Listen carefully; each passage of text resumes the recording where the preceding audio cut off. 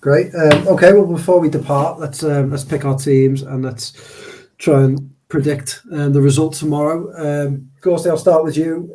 Back four, same. Well, we'll take the goalkeeper as red, but back four, is it same as Wolves? Yeah, I mean, the only two options you'd have really is Tsimikas or Robertson, and I don't really see the point in doing that when Liverpool haven't played for a week. And Gomez for one of Matip or Canate, and again, I don't really see much point in that one either. So, as you were for the Wolves game. So, what's your midfield three then?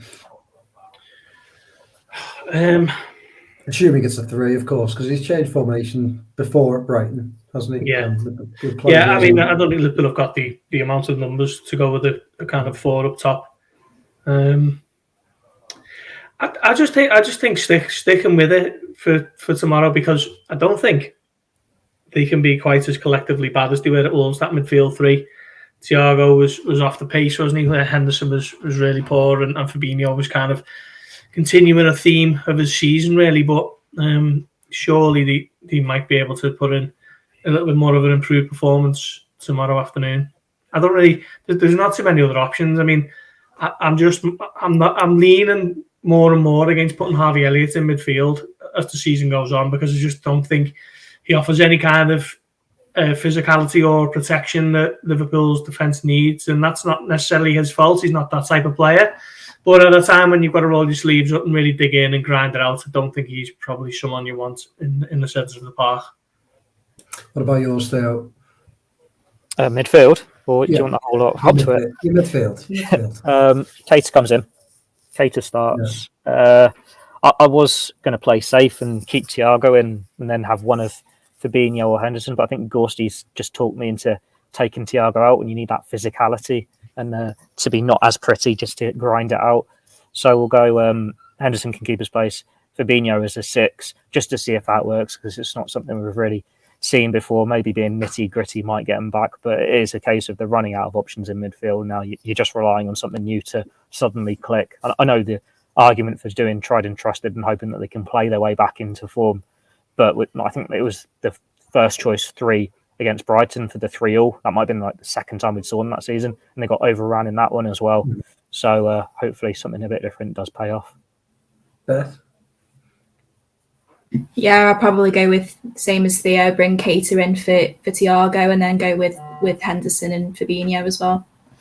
Yeah, I too would bring Keita in for Thiago. I think Thiago's looked slightly off the pace in recent weeks and perhaps a little bit leggy as well, and that midfield needs freshening up. Okay, Gorsty, your attack then. This is probably the hardest one, isn't it? You know, I mean, you mentioned Ben Doak before. That would be quite exciting, but is it also a bit wild? Yeah, I think it would be. As much as I'd like to see him thrown into the thick of it, and I think he'd handle it quite well. He's a fearless young lad who wouldn't be too overawed, but I just think Liverpool need the senior players, don't they? And I'd actually forgotten about Oxlade-Chamberlain. I think it might be time for him to reprise that left wing role. And Cody Gakpo starts down the middle. Probably not his favourite position. We know he likes to operate off the left, but let's face it, Liverpool don't have too many options, do they? So Oxlade-Chamberlain on the left, Gakpo in the middle, and Salah on the right. Theo? Yeah, I agree. I think you hold Doak back for Wolves away and the cup replay. I know Klopp went full strength for that original tie, but that's with a bit of space going into it as opposed to in between 2 big Premier League games. As I said earlier, Oxlade-Chamberlain's not let anyone down so far since the restart, really. Gakpo down the middle, it's not ideal. He wasn't at his best there for Netherlands in the World Cup from what I saw, but who else do you have? Then you have Salah on the right. The only other alternative's Carvalho, and I think he's in the same boat as Elliott. Like, he's a very raw youngster who it's fine putting him into a winning team when they're doing well, but when they're not doing well, that's just putting unnecessary pressure on his shoulders. When he signed, we were told he could play as an 8, a 10, a winger, or up front.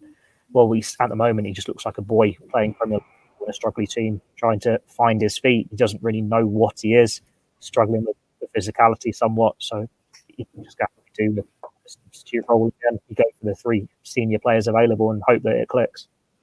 Beth, will you go along with that?